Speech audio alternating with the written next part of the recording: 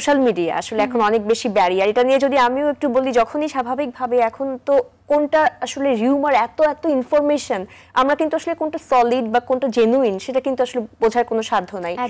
এবং সেখানে কিন্তু মোটামুটি মানুষের মানসিক স্বাস্থ্যের অবস্থা যাচ্ছে তাই হয়ে যাচ্ছে। বিশেষ করে অনেক ভায়োলেন্স আমরা দেখছি, অনেক ভিডিওস দেখছি যেগুলো কোনোভাবেই আসলে পরোক্ষভাবেও আমাদেরকে অনেক বেশি বাজেভাবে ফিল করাচ্ছে।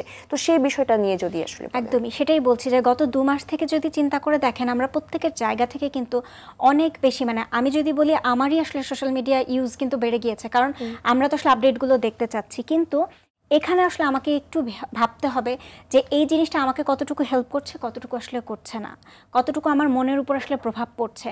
তো এখানে আসলে কনসিয়াসলি আমাকে কিছুটা জিনিস আসলে একটা বাউন্ডারি টানতে হবে।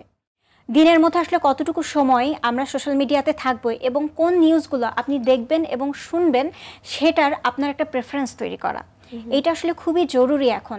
কারণ আমি যে স্লিপ ডিস্টারবেন্সের কথা বলছিলাম, এটার কিন্তু একটা বড় কারণ কিন্তু সোশ্যাল মিডিয়া। কারণ আমরা বারবার কিন্তু চেক করছি, বারবার চেক করেছি কি হচ্ছে, কোথায় কি হচ্ছে, নিউজ কি হচ্ছে, কোনটা আসলে আমি মিস করছি।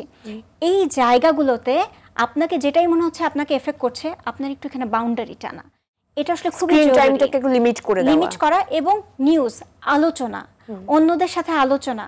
কারণ লাস্ট 2টা মাস যদি আপনি একটু ভেবে দেখেন, আমাদের আসলে যখনই আমরা 3-4 জন এক জায়গায় বসেছি, আমাদের আলোচনার টপিকগুলো কি হয়েছে? একদমই হ্যাঁ, সবাই এখন যার যার জায়গা থেকে রাজনৈতিকভাবে সচেতন এবং সেই বিষয়টা নিয়ে কিন্তু কথা বলছে, সেই বিষয়গুলো নিয়ে কিন্তু কথা বলছে।